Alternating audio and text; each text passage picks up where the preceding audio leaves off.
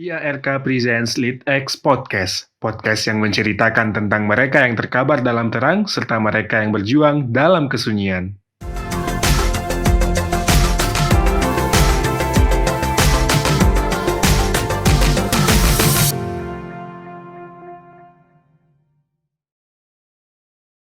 Assalamualaikum warahmatullahi wabarakatuh. Selamat datang kembali di LeadX Podcast Ikatan Alumni Rumah Kepemimpinan bersama saya Abing Bob. Sebagai host dari podcast ini, kita akan membahas cerita-cerita dari para alumni Rumah Kepemimpinan yang tentunya akan menginspirasi para pendengar. Apapun akan kita bahas dalam podcast ini karena alumni Rumah Kepemimpinan sudah ribuan dan tentunya mempunyai banyak cerita. Nah, tidak terasa kita sudah memasuki podcast episode keempat nih. Gimana Abang Mbak? Seru nggak podcast dari IARK ini? Nah, pada episode keempat ini, kita akan membahas topik yang cukup serius nih, dan tentunya sangat menarik untuk dibahas, yaitu seputar korupsi di Indonesia. Nah, untuk itu, kita di sini sudah mendatangkan alumni yang pernah berkecimpung di Komisi Pemberantasan Korupsi. Beliau merupakan alumni dari RK3 Yogyakarta Angkatan 3. Langsung saja mungkin di sini saya sapa dulu Bang Lakso. Halo, Assalamualaikum warahmatullahi wabarakatuh. Selamat siang kawan-kawan semua. Oke Bang Lakso, gimana Bang kabarnya di hari ini? Ya, alhamdulillah sehat ya, Bang Bob. Alhamdulillah sehat walaupun Jakarta hujan, pandemi belum selesai. Kesehatan itu kan sekarang harga yang mahal, jadi bersyukur sekali. Alhamdulillah kita masih sehat hari ini. Alhamdulillah ya. Ya memang kita sekarang sudah memasuki musim hujan dan nggak berhenti-berhenti nih. Di Bandung juga nih Bang, hujan terus juga setiap hari. Nah, berarti Bang Lakso sekarang di Jakarta ya Bang? Ya, saya di Jakarta ya. Stay-nya di Jakarta, aktivitas sehari-hari saya di Jakarta juga pasca diberhentikan oleh Komisi Pemberantasan Korupsi melalui proses tes wawasan kebangsaan kemarin.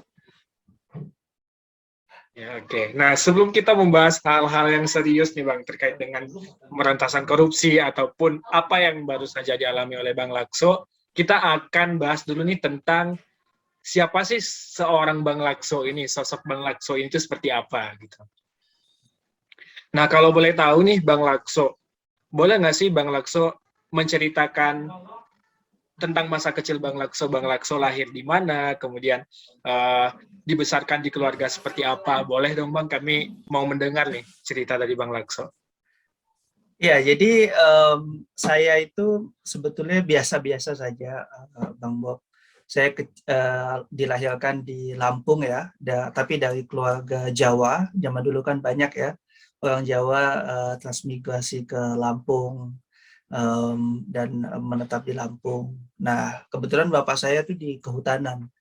Jadi saya masa kecil saya banyak keliling ke hutan-hutan di Kalimantan ya, untuk ngelihat mengenai kondisi dan realita yang ada di Kalimantan. Dan itu juga mempengaruhi bagaimana saya dibesarkan ya, terkait dengan pilihan-pilihan dan konsen-konsen yang saya ambil dalam hidup saya.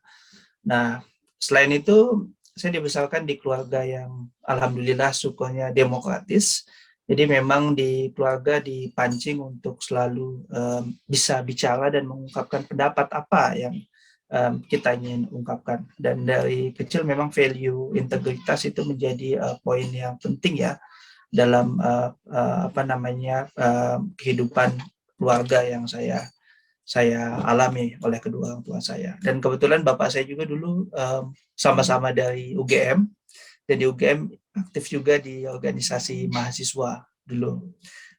Jadi memang nuansa-nuansa itulah yang mempengaruhi ya bagaimana saya dibesarkan, termasuk misalnya ketika saya SMA gitu ya, memilih ikut demonstrasi itu waktu itu, ya orang tua saya mendukung sepenuhnya asalkan bilang mau pergi kemana, demonstrasi kemana.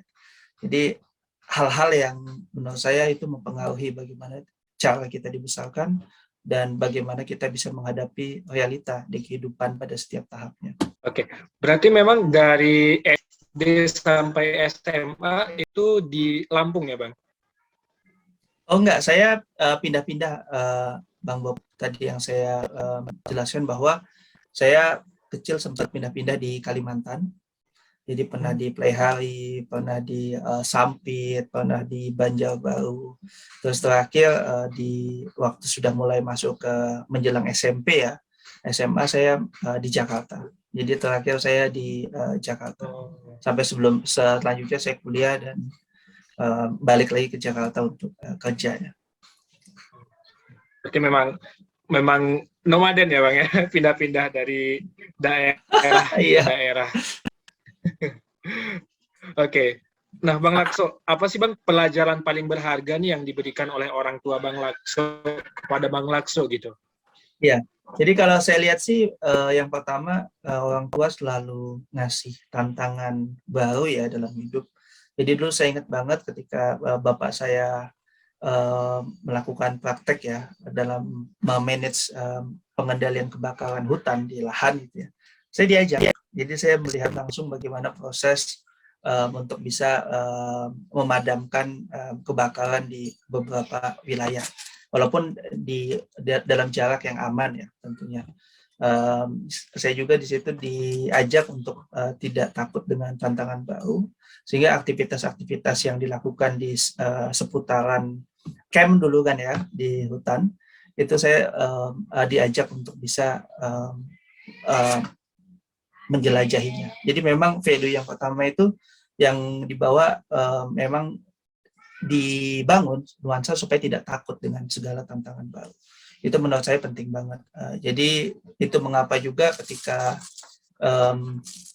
saya suka, salah satu hobi saya adalah jalan-jalan. Karena bagi saya ketika kita jalan-jalan itu kita menemukan hal-hal yang bisa kita pelajari di luar kehidupan pada umumnya. Dan yang kedua, value yang penting juga yang diajarkan di keluarga saya adalah soal value integritas atau kejujuran. Itu kenapa dalam step-step sekolah saya coba sekali untuk bisa menerapkan value integritas walaupun belum dalam skala yang ideal. Nah, itu yang coba saya terapkan selama kehidupan. Yang ketiga, yang menjadi poin penting juga sebetulnya adalah sifat demokratis ya. Itu yang memancing kita untuk bisa terlatih ketika mengungkapkan pendapat maupun argumentasi. Bahkan di dalam level lingkup keluarga sekalipun. Itu yang ketiga. Yang keempat yang menurut saya paling penting adalah saya selalu diajarkan bahwa ketika memang ingin menggapai sesuatu yang besar gitu ya, memang kita harus berani untuk mengambil langkah yang tidak biasa. Nah inilah yang sebetulnya mempengaruhi pilihan-pilihan saya dalam kehidupan, dalam memilih pekerjaan, dalam menjalankan pekerjaan, juga mencoba berkontribusi di masyarakat. Kira-kira 4 value utama itu sih, Bang Bob, yang saya selama ini terima dari pelajaran yang diberikan oleh orang tua saya. Ya, ini penting ya kita kayak tahu gitu apa pelajaran yang diberikan oleh orang tua ataupun didikan seperti apa sih kepada diri kita di masa kecil, karena itu berhubungan dengan pilihan-pilihan hidup kita sekarang, begitu ya Bang. Nah, betul banget. Kemudian Bang Lakso memutuskan nih masuk UGM di jurusan hukum ya Bang? Iya, nah, betul sekali. Oke, itu kenapa Bang? Kenapa akhirnya Bang Lakso memilih UGM? Apakah karena memang dulu ayah di UGM juga, kemudian pengen ke UGM? Dan kenapa memilih jurusan hukum? Ya, jadi untuk jurusan UGM sebetulnya lucu juga ya. Jadi waktu itu saya kan sebetulnya ke sekolah setiap pagi kan naik kendaraan ya, naik motor. Dan saya pernah satu saat di mana hampir tiap pagi kan Jakarta macet ya, sesimpel itu ya. Jadi waktu itu saya berpikir saya pokoknya tidak mau kuliah di Jakarta. Saya nggak mau macet-macetan gini lagi nanti selama kuliah. Itu udah di atas motor saya udah ikrarnya gitu. Atau saya pikir-pikir sebetulnya kampus mana sih yang asik gitu ya untuk bisa belajar. Akhirnya saya memilih mencoba untuk masuk ke UGM dan alhamdulillah bisa lolos di UGM. Ya memang tidak terlepas juga dari cerita-cerita ya, bahwa dari orang tua saya bahwa UGM itu suasananya sangat tadi ya, kedekatan antara dosen dan mahasiswa itu seakan tidak ada sekat dan diskusi sangat hidup. Jadi saya memang akhirnya memilih untuk bisa mendaftar ke Universitas Gadjah Mada. Nah, sedangkan untuk jurusan hukum, sebetulnya dulu ada hal yang dua momen ya. Yang pertama dulu saya ingat ada Todung Mulya Lubis ya. Zaman saya SMA dia terkenal sekali sebagai seorang lawyer ya. Saya melihat bahwa kayaknya ini Todung Mulya Lubis ini keren banget itu. Dia lawyer, dia membela kebenaran dan keadilan pada fase itu ya. Dan dia bicara mengenai hal yang menurut saya baru. Karena kan saya sebetulnya besar dari kecil sampai besar di iklim yang dalam konteks negara ya, itu iklim yang tidak terlalu demokratis. Bahkan kita menjalani pendidikan di sekolah juga dengan metodologi yang sebetulnya agak satu arah ya, bukan forum yang sifatnya terbuka. Nah, di situ saya melihat bahwa ini kayaknya dunia yang sangat menarik nih hukum.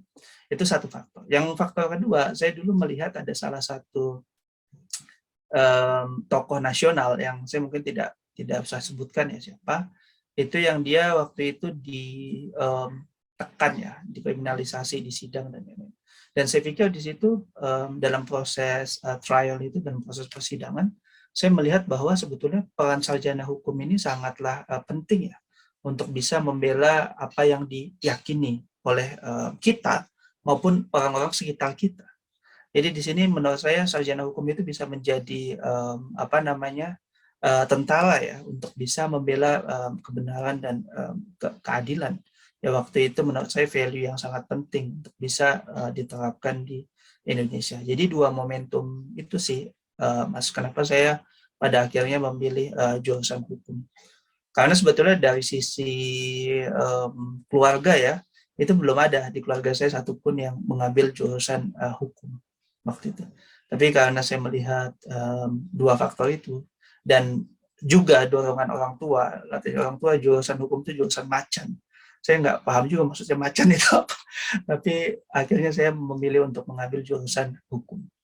Itu sih Mas, cerita zaman dulu ya, kenapa pilihan yang diambil adalah hukum. Ya. Nah, awalnya memilih hukum ini tuh pengennya jadi apa, Bang Lakso?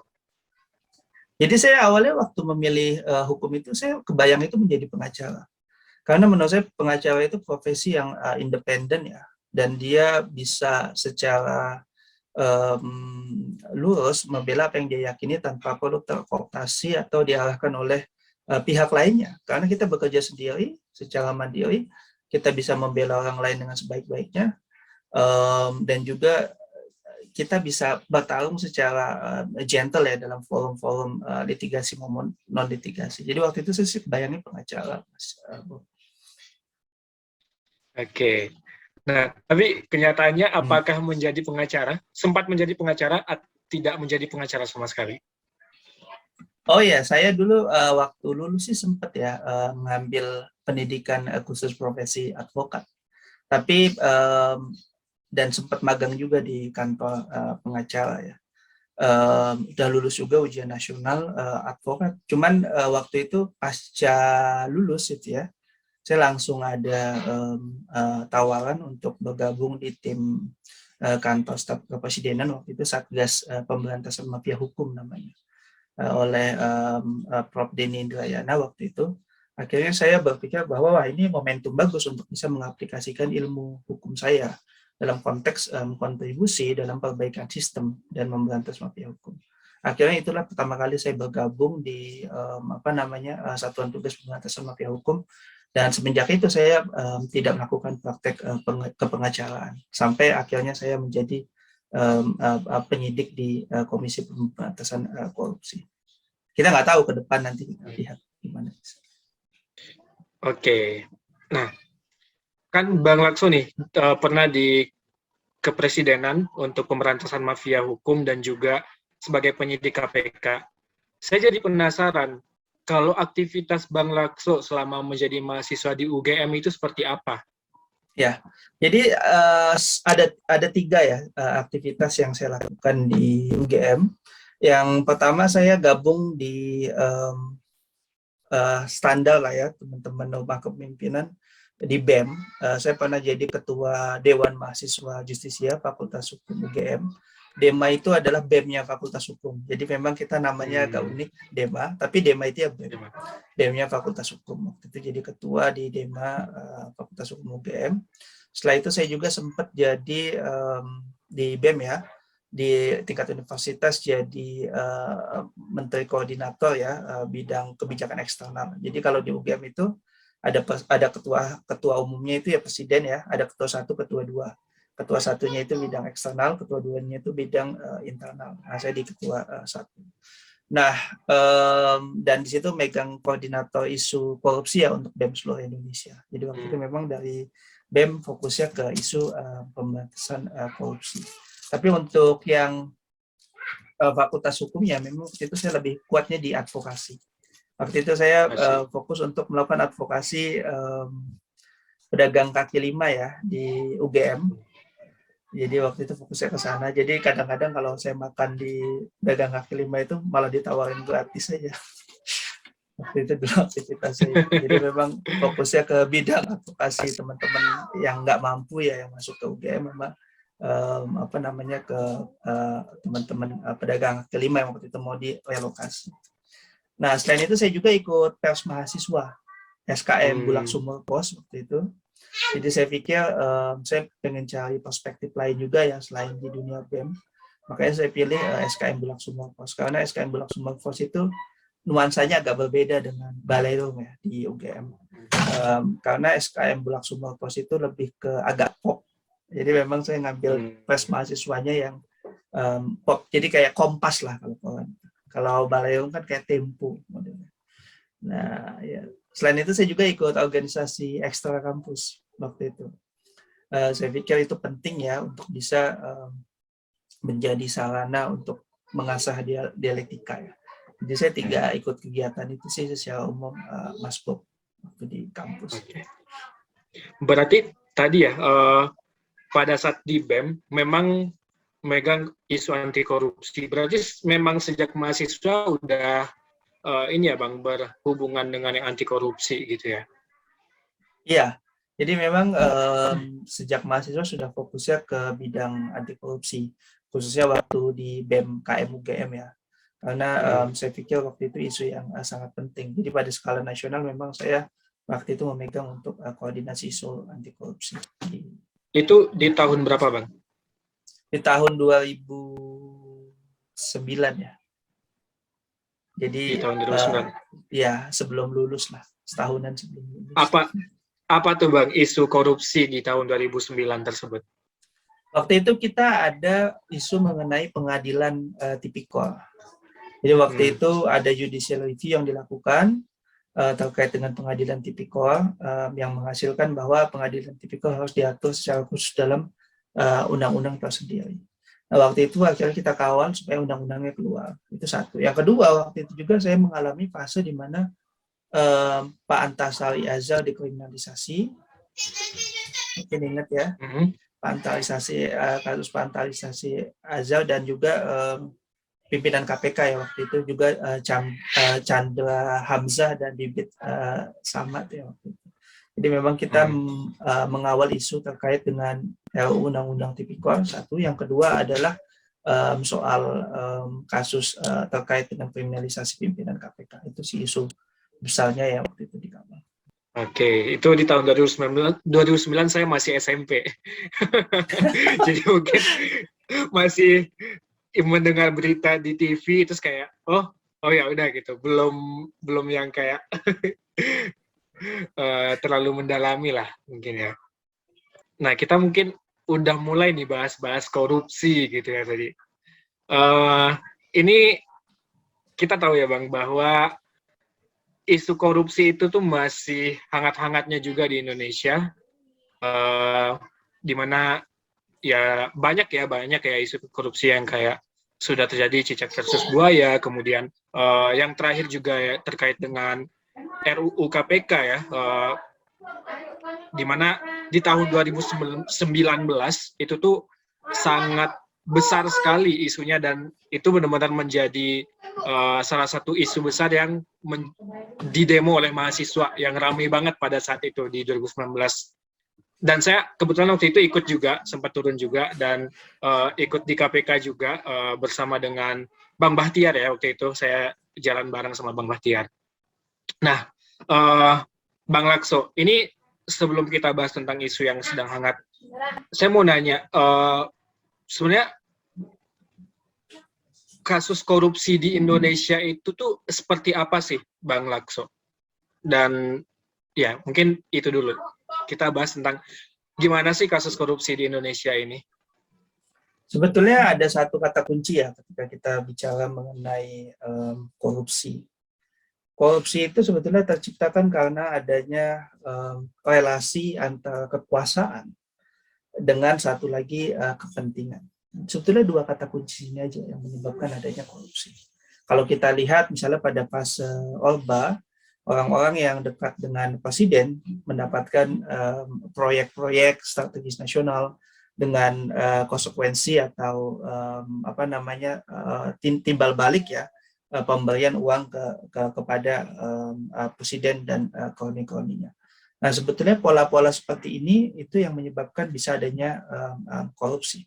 Artinya ketika orang satu sisi punya kekuasaan, punya power, satu sisi orang punya kepentingan, baik dari kalangan pengusaha dan lain-lain. Sehingga relasi antara kepentingan dengan power ini bertemu ya dalam konteks yang negatif dan tidak berimbang. Nah, itu sebetulnya kata kuncinya sesimpel. Nah, dalam konteks korupsi Indonesia itu pun sama terjadi.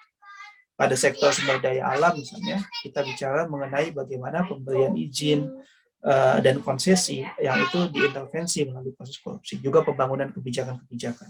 Sehingga kebijakan yang harusnya kuatnya ke kepentingan publik, pelindungan lingkungan, itu menjadi hanya fokus kepada kepentingan segelintir pengusaha. Kenapa saya bilang segelintir? Karena secara umum juga belum tentu seluruh pengusaha mendapatkan manfaat yang sama. Nah, dalam bidang lain, misalnya ketika kita bicara mengenai pengadaan barang dan jasa, yang menjadi kasus tertinggi kedua ya, setelah suap di KPK, itu pun sama. Itu yang menyebabkan akhirnya ketika kita jalan kemana-mana, aspalnya sangat mudah sekali rusak. Jenis bantuannya seperti bantuan sosial gitu ya, yang kita terima kemarin, yang diterima oleh publik pada saat COVID-19 itu dikorupsi dengan nilai yang sangat fantastis, yang bahkan ketika dikembangkan dapat berpotensi mempunyai nilai yang lebih tinggi dibandingkan kasus-kasus mega korupsi yang dilakukan sebelumnya, karena kebetulan satuan tugas saya yang kemarin menangani. Jadi sebetulnya isunya adalah ketika kepentingan dan kekuasaan tadi bertemu. Nah, jadi kalau saya lihat itulah gambaran besar ya korupsi Indonesia.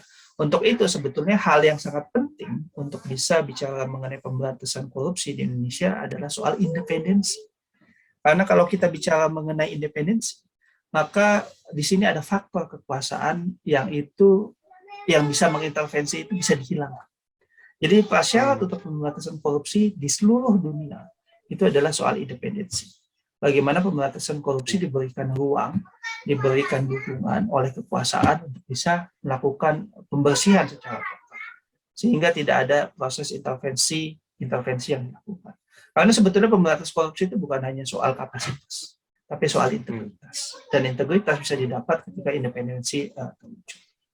Oke, Bang. Tadi kan berbicara tentang independensi ya di pemberantasan korupsi. Kan kita sudah punya KPK gitu, Komisi Pemberantasan Korupsi sebagai lembaga independensi untuk pemberantasan korupsi itu sendiri. Ini mungkin nanti Bang Lakso bisa koreksi saya jika saya salah.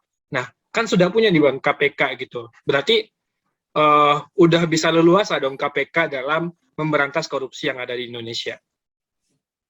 Ya, jadi sebetulnya bicara mengenai sejarah pemberantasan korupsi di Indonesia ya, kita tahu bahwa sebetulnya upaya untuk pemberantasan korupsi itu bukan dilakukan hanya pada saat pasca reformasi. atau fase 98 saja. Tapi sebelum-sebelumnya sudah dilakukan. Orde lama membentuk tim khusus, Orde baru juga membentuk tim khusus. Tapi sekali lagi, ketika tim-tim itu dibentuk dan mulai menyasar orang dekat dengan kekuasaan, maka upaya-upaya yang sudah dilakukan itu adalah berhenti dan buyar. Nah, itulah sebetulnya pelajaran yang kita petik. Sehingga pada waktu itu, pasca 98 itu dibentuklah TAP MPR tahun 2001. Di mana TAP MPR itu memandatkan ada satu lembaga khusus. Kenapa? Pada waktu itu ya, karena secara jujur, publik tidak percaya dengan lembaga penegak hukum yang ada. Khususnya soal independensi tadi. Sehingga dibentuklah satu lembaga yang dinamakan Komisi Pemberantasan Korupsi yang bisa independen. Nah, KPK ini sebetulnya ada 3 pilar penting, Mas Bobi, yang bisa menjaga independensi. Yang pertama itu ketika kita bicara KPK adalah adanya independensi dalam pengelolaan pegawai. Kenapa ini penting? Karena ketika kita lihat sebelum-sebelumnya, korupsi yang terjadi baik di penegak hukum maupun di tim-tim yang dibentuk, itu selalu berhubungan dengan ketidakindependenan pegawai. Ketika pegawai bekerja secara benar dan dimutasi, dipecat, atau diintervensi, maka berhentilah proses pemberantasan korupsi. Untuk itu, manajemen kepegawaiannya harus dibuat secara otonom. Itu kenapa konsep KPK itu pada awalnya manajemen pegawainya dilakukan oleh KPK itu sendiri. Jadi ketika saya suatu saat memeriksa menteri aparatur negara misalnya, saya tidak takut untuk dilakukan intervensi untuk diputasi ke ke tempat lain yang tidak saya inginkan, atau saya diturunkan jabatannya. Itu satu. Yang kedua, KPK itu punya kekuatan one rope enforcement system. Lagi-lagi ini bicara independensi, di mana penyidik dan jaksa itu ditempatkan dalam satu bentuk. Kenapa? Karena ketika penuntutan dipisah di organisasi lain akan sangat mungkin, misalnya penyidikannya bagus, penuntutannya diintervensi, maka stoplah. Pun sebaliknya, ketika penuntutannya bagus tapi penyidikannya diintervensi, maka dapat stop. Jadi kesatuan dalam satu atap itu. Yang ketiga, secara hukum ketatanegaraan, KPK itu state auxiliary agencies. Jadi dia memiliki posisi yang khusus. Di dalam ketatanegaraan tidak di bawah eksekutif, yudikatif, dan juga legislatif. Nah, tetapi 3 faktor ini yang menjadikanlah KPK bisa melakukan proses perbaikan dan dalam upaya pemberantasan korupsi. Konkretnya apa? Konkretnya kita lihat indeks persepsi korupsi kita atau IPK, Corruption Perception Index kita naik secara signifikan pada saat pasca KPK dibentuk. Contoh lainnya apalagi indeks-indeks ketika kita bicara mengenai kepercayaan publik terhadap lembaga yang bisa dipercaya itu mendudukan KPK sebagai lembaga teratas, lembaga yang paling bisa dipercaya publik dalam pemberantasan korupsi. Yang ketiga, kita lihat sendiri bahwa OTT, nilai anti korupsi, operasi tangkap tangan itu mainstreaming jadi value dalam konteks nasional. Pejabat berpikir berulang kali ketika melakukan korupsi. Nah, inilah sebetulnya yang menjadikan KPK menjadi organisasi sukses. Tetapi problemnya adalah ketika upaya KPK yang independen ini itu diintervensi. Oke, ini. Tadi Bang Lakso udah bilang ada 3 pilar ya yang harus dimiliki oleh KPK sebagai lembaga independen, dan itu tuh berhasil dan ya, pernah dimiliki KPK. Pernah dimiliki. Ini pertanyaan saya, sampai kapan KPK itu memiliki 3 pilar independensi itu, dan kapan sih mulainya KPK diintervensi gitu oleh pihak lain? Jadi sebetulnya KPK itu mulai terasa sekali ya intervensinya itu pasca kasus simulator ya, zaman dulu ya. Jadi simulator itu mulailah ada upaya-upaya yang melihat KPK secara serius. Dulu kan KPK awal-awal, wah paling ini cuman window dressing aja, ini hanya pencitraan dari pasca reformasi. Ternyata enggak, KPK bekerja secara optimal. Jenderal polisi waktu itu ditangkap. Nah, disitulah mulai ada upaya kriminalisasi terhadap Novel Baswedan. Nah, itu berlanjut. Teror fisik ada, intervensi politik pada saat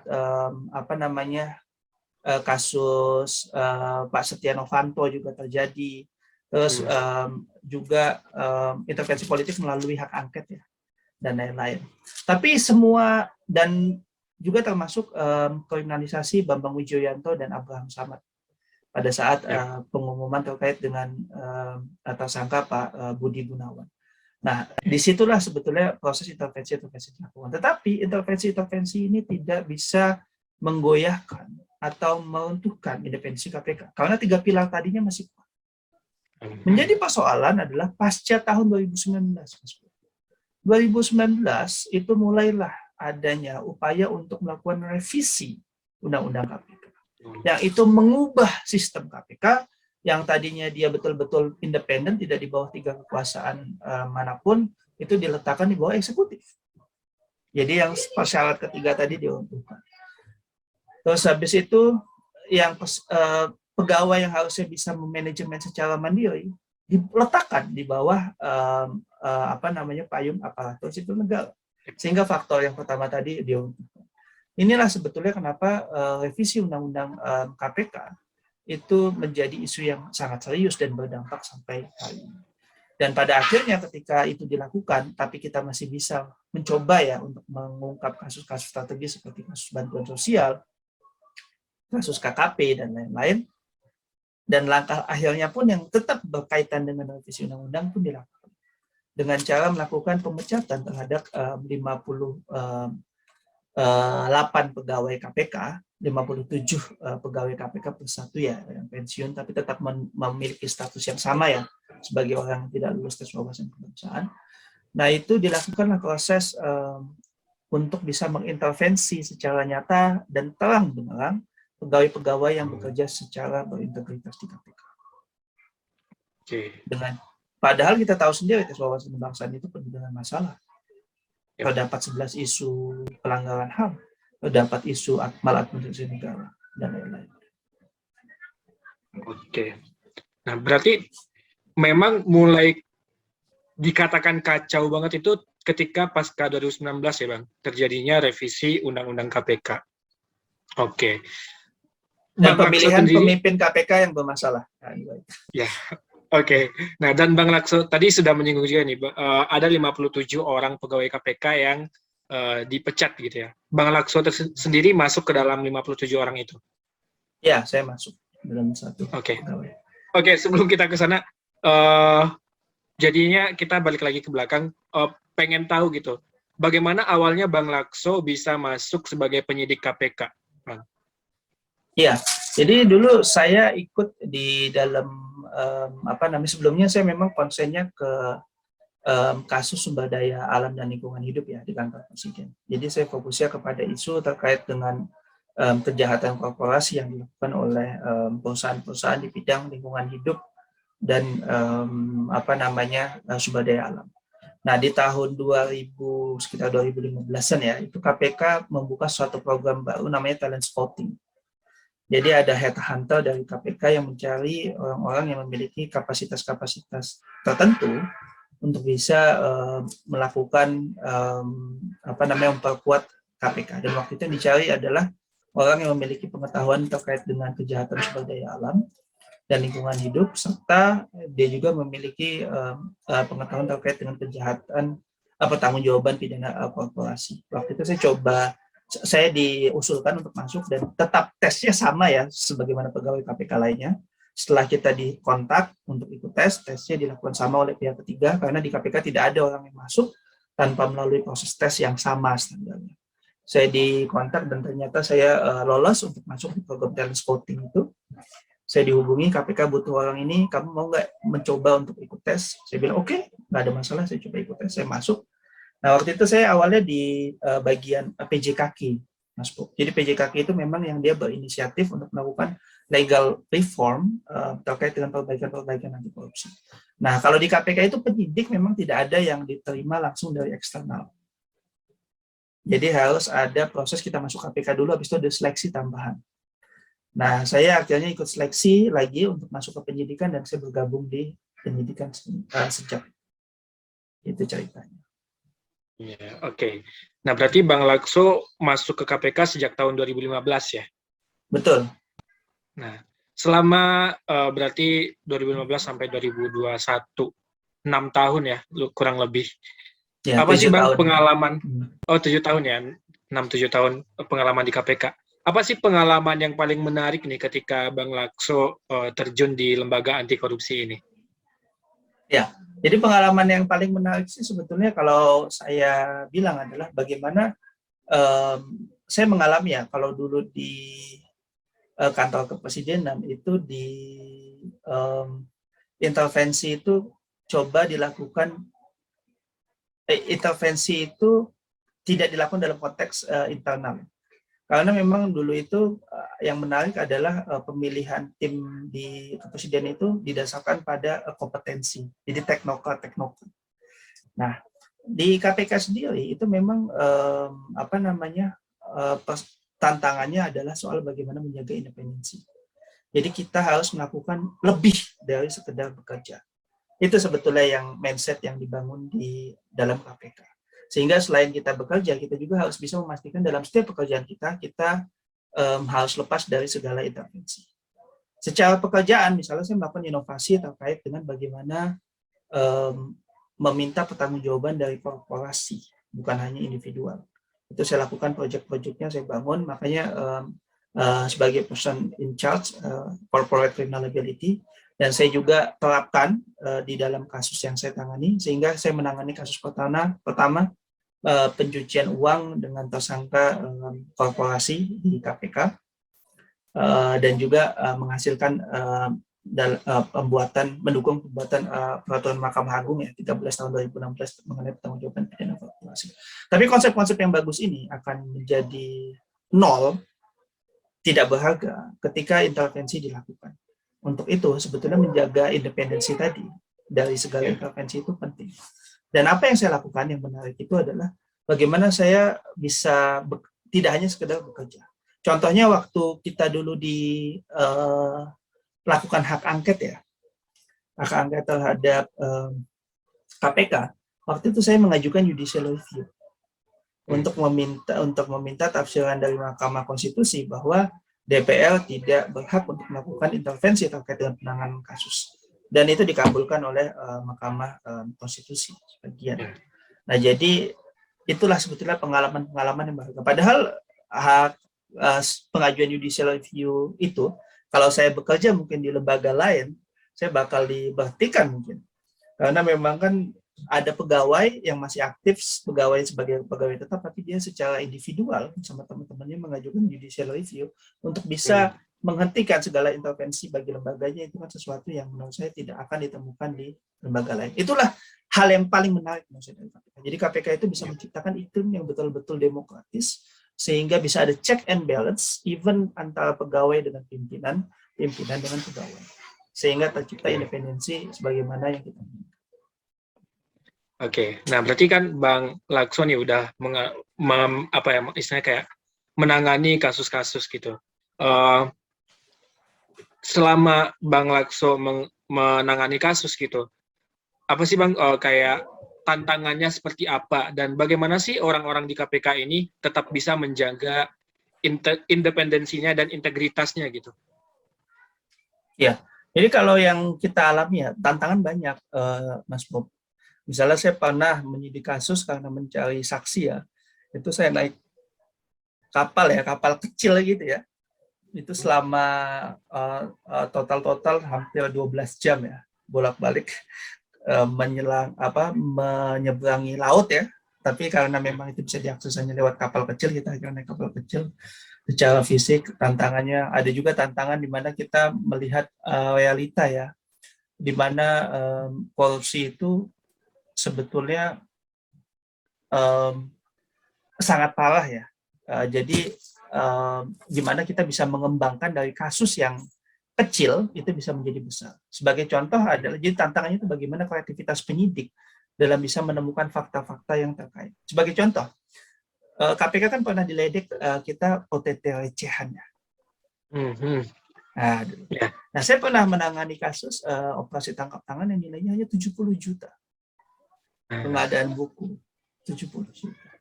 Tapi dari kasus 70 juta itu, tim kami mampu mengembangkan menjadi kasus yang itu melibatkan sekda, ketua DPRD, bupati, korporasi ya, menjadi tersangka, sampai pada akhirnya wakil ketua DPR Republik Indonesia yang melibatkan alokasi dana sekitar 10 triliun rupiah.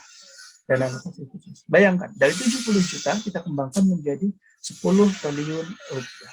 Nah, itu sebetulnya tantangan-tantangan yang dilakukan oleh penyidik KPK. Itu kenapa penyidik KPK itu dituntut untuk kreativitas. Nah, itu kalau saya sih melihat tantangannya itu ya. Jadi melakukan inovasi dan juga menjaga independensi. Kalau independensi banyak banget ceritanya. Bagaimana kita pernah dalam satu cerita ya, kasus ya, ketika ada yang bermasalah ya,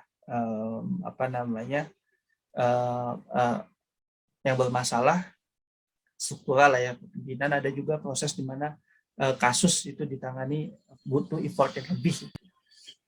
Jadi kalau menurut saya, dan semua syarat ini sebetulnya kalau ditanya, itu kan KPK karena punya alat sadap yang canggih. Itu kan KPK karena punya teknologi yang modern. Jawabannya tidak. Kalau kita bicara mengenai alat yang canggih, saya yakin aparat penegak hukum mempunyai alat yang lebih canggih dibandingkan KPK. Tetapi sebetulnya isu besarnya yang ada di KPK adalah sumber daya manusianya. Itu mengapa KPK menginvestasikan alokasi yang sangat serius untuk pengembangan sumber daya manusia. Jadi kalau di KPK itu tidak menjadi asing orang disekolahkan ke ini, dididik ke sini, dikursuskan ke sini, ikut program ini itu untuk pengembangan. Karena tadi sebetulnya pengembangan kasus 70 juta menjadi pelibatan dana alokasi khusus 10 triliun tadi, itu bukan soal alat. Itu soal bagaimana manusianya bisa menggunakan resource informasi serta semua yang ada untuk bisa mengembangkan kasus menjadi, dan juga menjaga independensi dari segala intervensi. Berarti memang independensi dan integritas dari orang-orang yang SDM yang ada di KPK itu sendiri memang dibimbing dan dibentuk gitu ya Bang ya? Betul. Bentuk bimbingan itu gimana Bang? Biasanya kayak disekolahkan atau diberikan pelatihan? Iya. Jadi bicara mengenai integritas dan independensi itu kan bicara mengenai value. Yep. Sisi lain tadi saya juga bicara bagaimana SDM KPK punya kapasitas. Jadi ada kapasitas, ada juga integritas. Ini dua hal yang sebetulnya saling melengkapi kekuatan sumber daya manusia. Kalau kapasitas itu bisa dibentuk dengan melalui sekolah, bisa dibentuk melalui course di Amerika, di mana di Vienna dan lain-lain. Dan juga pengembangan secara teknis yang dilakukan secara berkesinambungan. Tetapi soal integritas, ini hal yang memang dikembangkan melalui culture. Ini PR-nya memang berat banget. Dan membangun budaya integritas di KPK itu membutuhkan waktu yang lama. Caranya bagaimana? Di KPK itu ada aturan, Mas Bobi, yang bisa menyebabkan kita terkena sanksi etik ketika kita melihat adanya pelanggaran kode etik, tapi kita tidak melaporkannya. Itu menjadi suatu kewajiban. Jadi sangat heran ketika ada yang bilang bahwa value yang harus membuat orang lolos dari tes wawasan kebangsaan adalah mematuhi semua perintah pimpinan, baik benar ataupun salah. Karena kita bekerja bukan buat pimpinan, kita bekerja buat negara. Kalau pimpinan betul ya kita laksanakan. Kalau pimpinan melakukan perbuatan yang melanggar integritas, seperti dua putusan etik yang menerima terkena kedua pimpinan KPK saat ini, ya mana mungkin kita bisa mendukung atau memberikan apresiasi atas perbuatan-perbuatan. Jadi culture-nya dibentuk. Satu orang dengan orang lainnya saling mengawasi. Itu sebetulnya yang membuat budaya integritas bisa terbentuk di KPK. Selain memang faktor lainnya adalah bagaimana KPK membuat kita memiliki sumber daya yang cukup ya untuk bisa hidup, bukan menjadi kaya raya dan lain-lain, tapi sumber daya yang cukup sehingga kita tidak teralihkan biasnya. Iya. Oke. Nah, ya kita tadi sudah berbicara tentang culture dan lain-lainnya di KPK juga. Nah, Bang, kita kembali ke 57 orang tadi ya, sudah sempat kita singgung juga, yang dipecat istilahnya dari KPK. Nah, ini mau nanya, kalau berdasarkan pengalaman dari Bang Lakso sendiri gitu, sejak kapan sih Bang mulai merasa ada kejanggalan gitu dengan KPK yang sekarang ini? Ya, kalau saya sih sudah merasa ada kejanggalan sejak pertama kali ya pemilihan pemimpin KPK. Kenapa? Karena sebetulnya kan kalau kita lihat calon pimpinan yang terpilih saat ini itu memiliki catatan yang sangat serius, yang itu sudah juga diserahkan ke panitia seleksi dan lain-lain. Sewaktu pimpinan yang saat ini menjabat sebagai deputi penindakan di KPK. Jadi sebetulnya saya sudah bisa mencium bahwa memang kayaknya ini ke depan ada sesuatu yang bakal tidak beres dilaksanakan. Yes. Lebih, ya itu satu ya. Yang kedua, saya prediksi bahwa itu betul-betul terrealisasi ya proses untuk bisa melakukan pemberhentian terhadap teman-teman ini ketika ada atensi yang tidak biasa pada saat regulasi terkait dengan tes wawasan kebangsaan ini keluar. Kenapa? Karena tes wawasan kebangsaan ini tidak secara spesifik diamanatkan di regulasi di atasnya. Jadi di tingkat peraturan pemerintah tidak ada, baru itu muncul di tingkatnya peraturan komisi. Dan itu terbukti melalui laporan Komnas HAM. Laporan Komnas HAM itu menyebut secara spesifik, Mas Bobi, bahwa pimpinan mempunyai atensi yang tidak biasa pada saat pembahasan pasal mengenai tes wawasan kebangsaan. Itu disebut di dalam Komnas HAM. Jadi semenjak itulah memang kita melihat bahwa memang di sini ada potensi hidden agenda yang coba dibuat ya untuk bisa melegalkan atau membenarkan pemberhentian 57 pegawai KPK. Oke. Baik, nah 57 orang pegawai yang diberhentikan dari KPK ini, apakah pegawai yang memang sudah cukup lama berkecimpung di KPK, atau ada yang baru-baru juga nih, Bang Lakso? Jadi 57 pegawai KPK ditambah satunya karena pensiun, tapi dia tetap menyandang status sebagai tidak lulus tes wawasan kebangsaan, jadi 58. Itu kalau kita lihat terbagi dalam 3 klaster, Mas Bobi. Yang pertama adalah klaster kawan-kawan yang menangani kasus strategis, baik internal maupun eksternal. Apa itu internal, apa itu eksternal? Internal itu adalah kawan-kawan yang menjadi pemeriksa internal ketika dulu ada potensi konflik kepentingan yang menimpa Pak Firly Bahuri.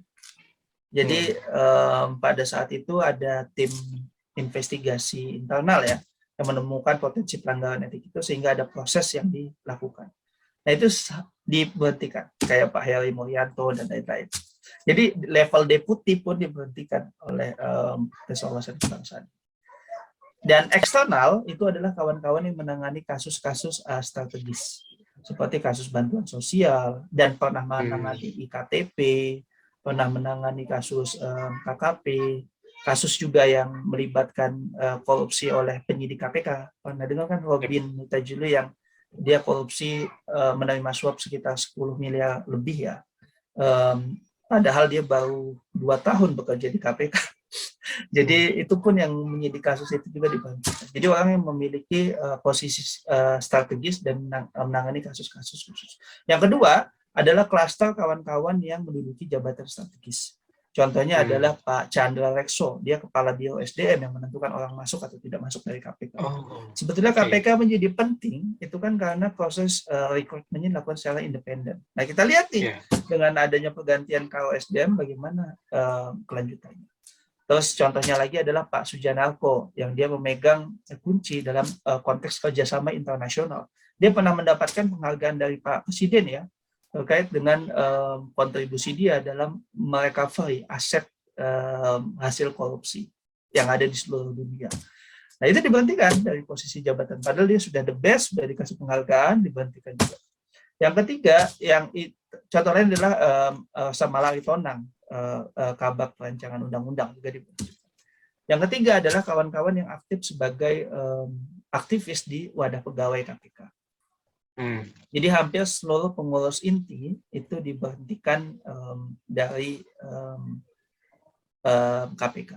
Nah, saya masuk di 2 klaster kayaknya. Pertama yang menangani kasus strategis, yang ketiga saya masuk di pengurus wadah pegawai KPK. Jadi gambarnya seperti itu. Dan teman-teman ini beragam. Ada yang kerjanya sudah lama, tapi mayoritas orang yang kerjanya di atas 7 tahun. Ada beberapa yang di bawah itu, tapi bukan bekerja sebentar juga. Mereka sudah bekerja 4-5 tahun. Oke. Ini jadi saya mendengarkan cerita dari Bang Lakso ini kayak sebenarnya menurut Bang Lakso nih, kayak apakah masih ada harapan nggak sih Bang untuk KPK dalam memberantas korupsi? Melihat apa yang terjadi saat ini? Jujur saya nggak tahu jawabannya. Kalau kita lihat KPK saat ini kan dari sisi indeks persepsi korupsi pada tingkatan internasional kita turun secara drastis. Jadi kita sekarang bahkan menduduki negara-negara di bawah negara-negara yang baru saja merdeka. Itu kan menurut saya posisi yang secara signifikan.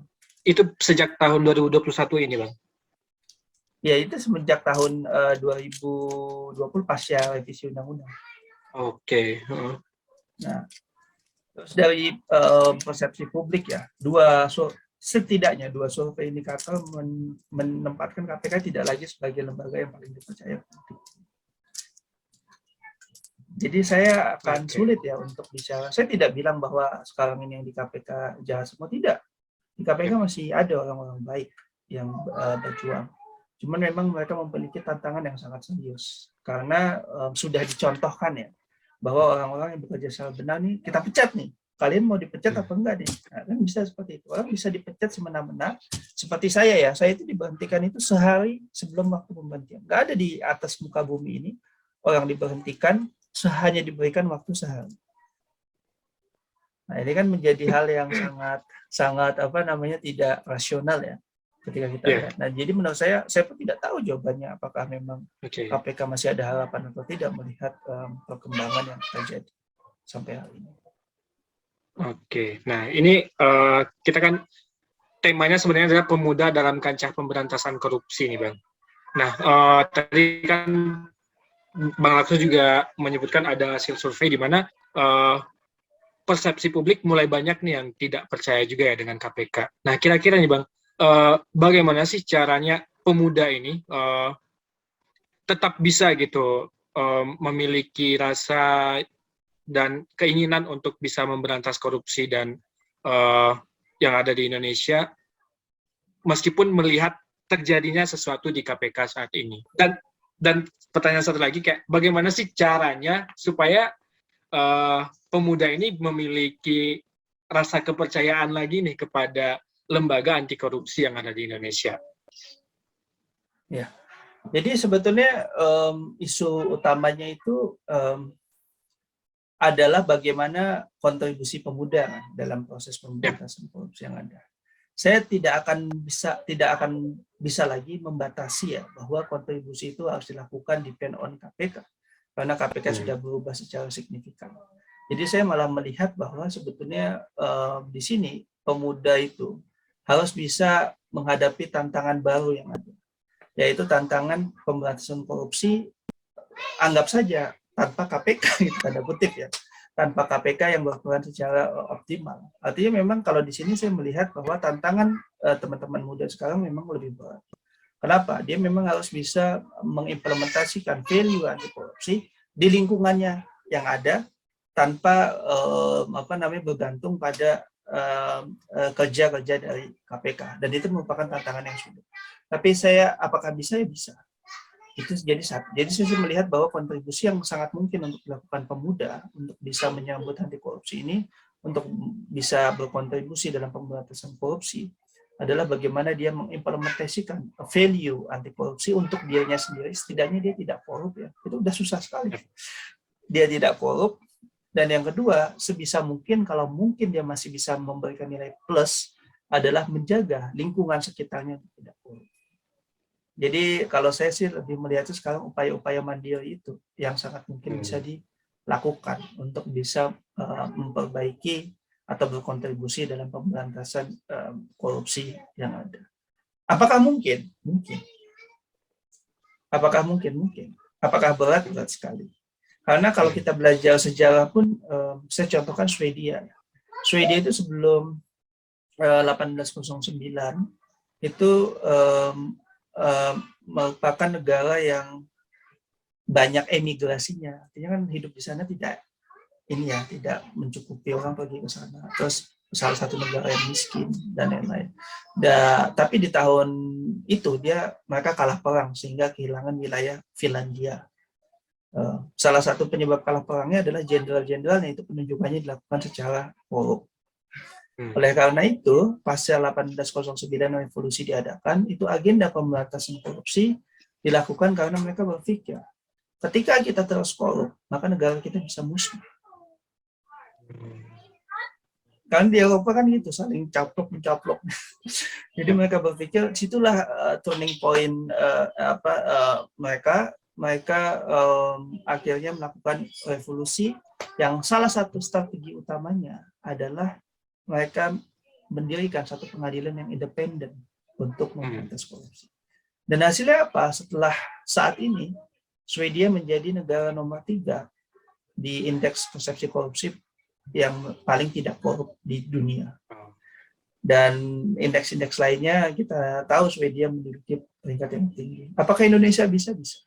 Tapi kita sekarang sedang mundur lagi, Mas Bu, ke fase yang sudah kita takutkan sebelum reformasi ada, yaitu adanya pembenaran terhadap intervensi dalam proses pemberantasan korupsi. Ini kan pengulangan sejarah saja.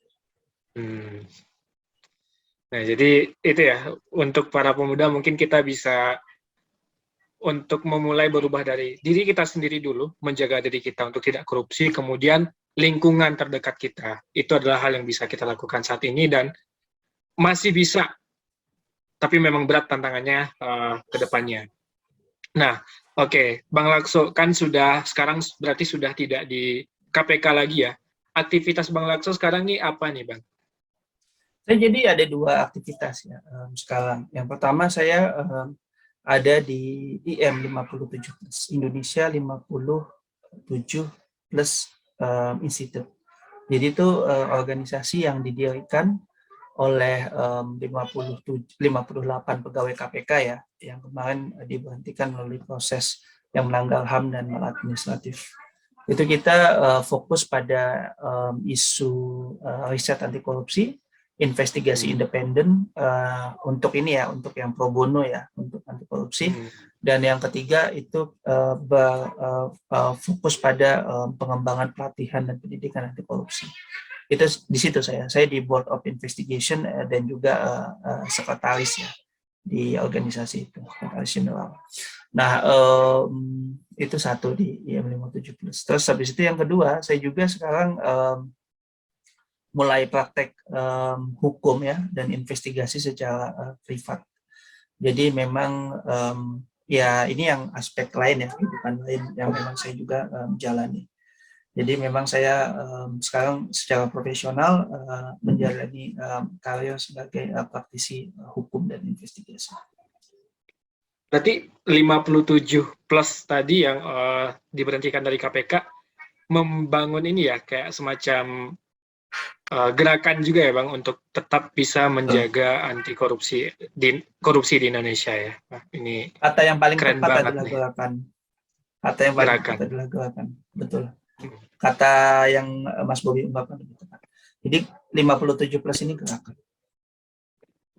Ya, semoga markasnya di ini ya, di apa? Kalau teman-teman mau main silahkan di gedung Yayasan Lembaga Bantuan Hukum Indonesia di lantai 1.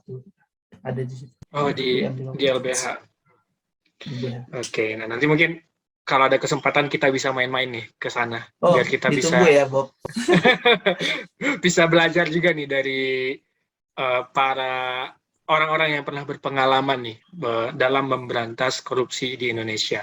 Lanjut ke berikutnya itu, role model Bang Lakso itu dalam memimpin siapa sih Bang? Dan dalam menjalani hidup ini punya role model nggak Bang Lakso? Ya, tentunya kalau misalnya bicara mengenai role model yang pertama ya pasti orang tua ya. Karena orang tua kan yang ada di kita tiap hari. Role model yang kedua, saya beruntung sekali bertemu dengan orang yang masih hidup dan bisa menunjukkan semangat integritas ya sampai hari ini. Selain tentunya Ustadz Musoli, Pak Hussein Ibrahim, dan lain-lain ya, Bang Baktia dan lain-lain. Saya juga sebetulnya punya semacam mentor ya. Salah satunya adalah Pak Mas Ahmad Santosa. Itu menurut saya role model saya yang saya memang banyak mendapatkan insight dari dia ya dalam jalan hidup. Juga Pak Yunus Hussein dan Pak Denny Indrayana, karena Pak Yunus Hussein juga kan dia dapat menjaga integritas sampai hari ini, dan Prof Denny Indrayana itu dosen dari awal saya di kuliah sampai dengan waktu itu masuk ke studi. Jadi 3 itu sih yang. Nah, kalau tokoh zaman dulu kan harus ada yang zaman dulu juga nih.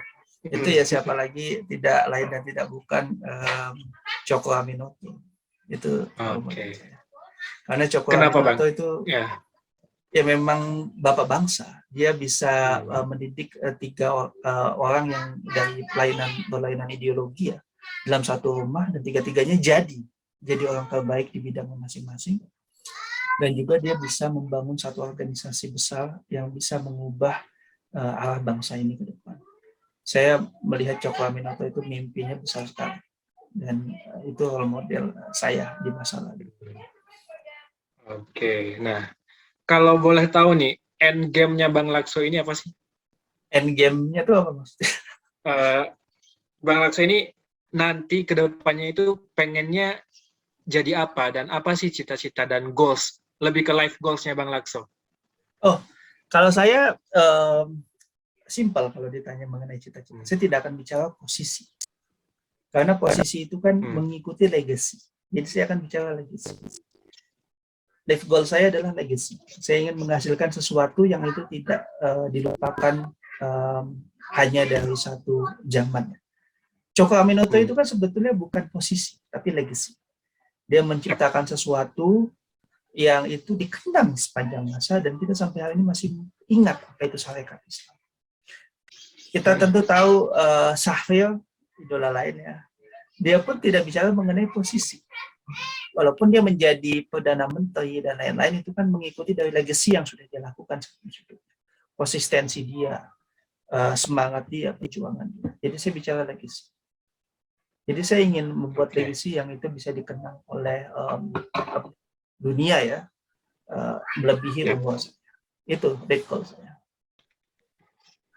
Kalau boleh tahu, sudah ada belum Bang legacy apa gitu yang pengen ditinggalkan? Kalau jadi saya tuh sebetulnya punya target Mas. Kita kan nggak tahu ya sebetulnya apa yang akan dikenang oleh publik, dikenang oleh orang, dikenang oleh ini dalam kehidupan kita. Jadi sebetulnya saya ada target ya, hampir setiap tahun saya meninggalkan satu legacy. Misalnya saya tahun ini saya bermimpi untuk membuat satu regulasi yang itu bisa membuat korporasi bertanggung jawab, dan itu saya lakukan. Tahun depannya saya memiliki impian untuk membuat ada contohnya korporasi dimintakan bertanggung jawab, itu saya lakukan. Saya selalu melakukan mencoba legacy setiap tahun. Tapi kalau dibilang legacy apa di masa yang akan datang, kita lihat. Karena saya nggak tahu apa yang akan menjadi perubahan secara signifikan di publik. Tentu saya bisa saja bilang saat ini, oh legacy saya akan memberantas korupsi di muka bumi. Tapi kan menurut saya itu legacy yang umum dan tidak spesifik. Atau saya bicara mengenai saya akan menghapuskan semua plastik di dunia. Atau saya menghentikan deforestasi. Jadi saya pikir biarkan itu berjalan secara alamiah. Karena kadang-kadang ketika kita mengikuti bisikan ya kadang-kadang, itu akan lebih bisa menimbulkan dampak dibandingkan kita menyebutkan hal-hal yang umum dan tanpa bisa menggapai langit dan menapak bumi. Oke, baik. Nah, oke, terima kasih banyak Bang Lakso atas waktunya. Kita sudah sampai di akhir podcast ini. Terima kasih karena sudah mau berbagi cerita dari LeadX Podcast IARK. Mungkin kedepannya kalau masih ada waktu, kita pengen ngundang lagi Bang Lakso, insya Allah bersedia ya Bang. Saya malah terima kasih banyak nih, pimpinan itu memberikan support yang luar biasa ya bagi alumni-alumninya. Saya sangat apresiasi, baik sebelum jadi alumni dan sudah alumni. Termasuk podcast ini saya pikir sebagai salah satu bentuk support LK. Ya tentu pasti bersedia. Nah, gimana guys podcast kita kali ini? Tentunya seru ya. Jangan lupa untuk ditonton, subscribe, dan like di YouTube Rumah Kepemimpinan. Podcast ini juga bisa didengarkan di Spotify dengan judul LeadX Podcast Rumah Kepemimpinan. Nah, jika ada masukan, saran, dan tanggapan dari para pendengar bisa dimasukkan di kolom komentar atau boleh juga dong ditambahkan pelajaran apa yang bisa didapatkan dari podcast kali ini. Insya Allah ke depan kita akan ada berbagai episode dan berbagai cerita yang akan kita bagikan di LeadX Podcast Ikatan Alumni Rumah Kepemimpinan ini. Terima kasih kepada yang sudah mendengar. Sekian dari saya, Abing Bob. Terima kasih. Assalamualaikum warahmatullahi wabarakatuh.